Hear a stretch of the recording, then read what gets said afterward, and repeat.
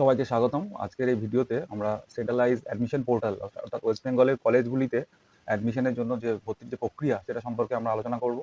ঠিক আছে? এখানে এই কলেজগুলোর মধ্যে ১৭টা ইউনিভার্সিটির আন্ডারে প্রায় ৪৬০টা কলেজ আছে এবং এখানে প্রায় ৭,২২৯টা কোর্স অ্যাভেলেবেল। তো কিভাবে কি এপ্লাই করা যাবে, কি তারিখ আছে সেগুলো সম্পর্কে আমরা আজকে এই ভিডিওতে জানবো।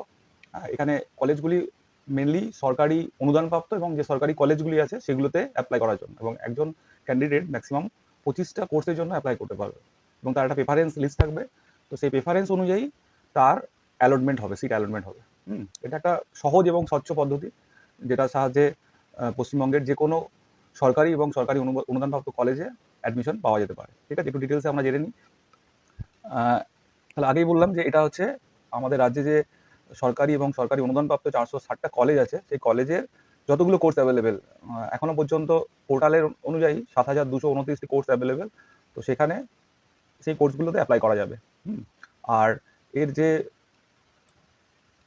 ওয়েবসাইট অনুযায়ী এখানে যে ইম্পর্টেন্ট ডেট সেগুলি হলো, পোর্টালটি কাল অর্থাৎ 17ই জুন দুপুর 2টো থেকে খুলে গেছে। আর আবেদন শুরু হবে আজ দুপুর 2টো থেকে।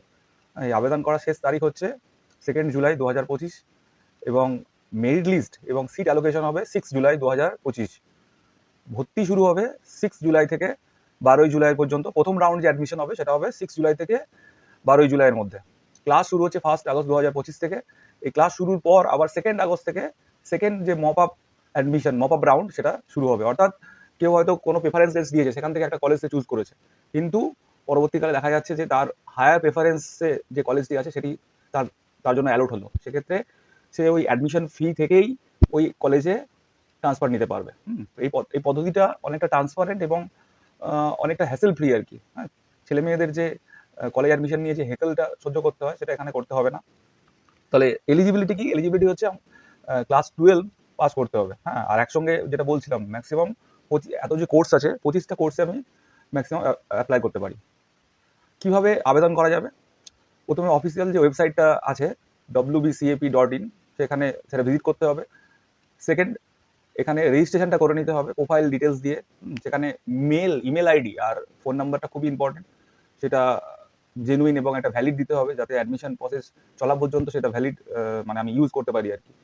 থার্ড হচ্ছে ফর্ম, যে অ্যাপ্লিকেশন যে ফর্ম সেটা ফিল আপ করতে হবে এবং কোর্স আর কলেজ এটা নির্বাচন করতে হবে। তো ওখানে সার্চ ক্রাইটেরিয়াতে বিভিন্ন ডিস্ট্রিক্ট ওয়াইজ, আমার সাবজেক্ট ওয়াইজ কলেজ অ্যাভেলেবেল। তো আগে থেকে আমি ঠিক করে রাখবো যে আমি কোন কলেজে কোন কোর্সে অ্যাডমিশন নিতে চাইছি। তো সেই কোর্স অনুযায়ী যে কলেজগুলো আমার প্রেফারেন্সে থাকবে ওপরের দিক থেকে আমি সেই সিলেকশনটা করে রাখবো। অ্যাটলিস্ট 5 থেকে 10টা কলেজের নাম আমি দিয়ে রাখবো। আর যদি আমি চাই যে আমি এই পশ্চিম বর্ধমান থেকে আমি অ্যাপ্লাই করছি, তো পশ্চিম বর্ধমানের যে কলেজ সেগুলোতেই অ্যাপ্লাই করতে চাইছি, তাহলে আমাকে ডিস্ট্রিক্ট ওয়াইজ যে সার্চ সেখানে করে কলেজের ডিটেলস দেখে নিতে হবে যে কলেজের অ্যাডমিশন ফি কত, ঠিক আছে, বা টোটাল কোর্স ফি কত, কতগুলো সিট আছে, বা এক্সাম পদ্ধতি কি, এগুলো সব কিন্তু ওখানেই ডিটেলস পাওয়া যাবে এবং সেটা এখনো অ্যাভেলেবেল। এখনো সার্চ করে দেখে নিতে পারো যে কোন কলেজে কতগুলো সিট আছে বা তাদের কোর্স ফি কত।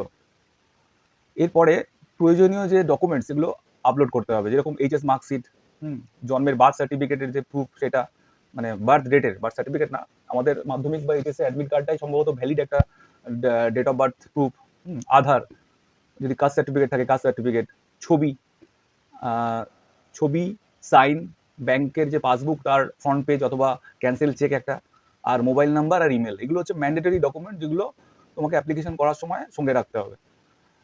তারপর ফর্মটা সাবমিট করতে হবে। এই ফর্ম সাবমিট করার জন্য এখন পর্যন্ত কোনো আবেদন ফি, মানে অ্যাপ্লিকেশন ফি নেই।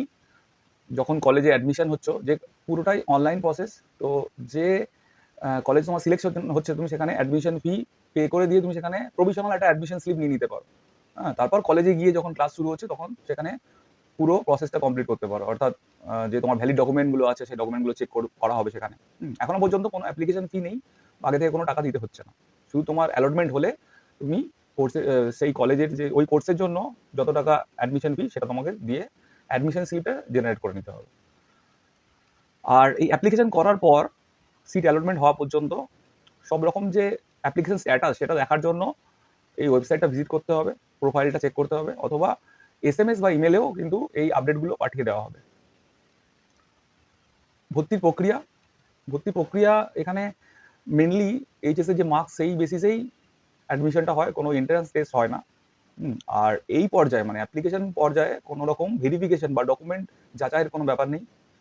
যখন সিট অ্যালটমেন্ট হলো তারপর অ্যাডমিশন ফি দিয়ে কলেজে গিয়ে ডকুমেন্ট ভেরিফিকেশন প্রসেসটা তোমার হবে, ঠিক আছে?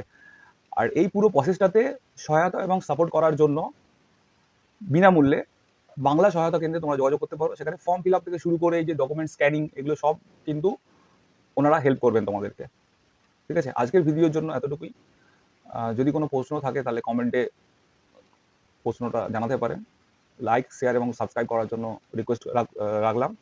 আর আপনার আবেদন সফল হোক। ধন্যবাদ।